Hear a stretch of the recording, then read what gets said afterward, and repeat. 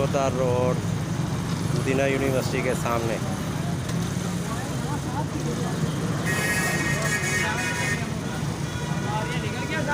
हाँ सवारियाँ निकल गई। लगी क्या वो इंजन लग गई आग, इंजन को आग लग गई। बादशाह बिलाल ट्रैवल।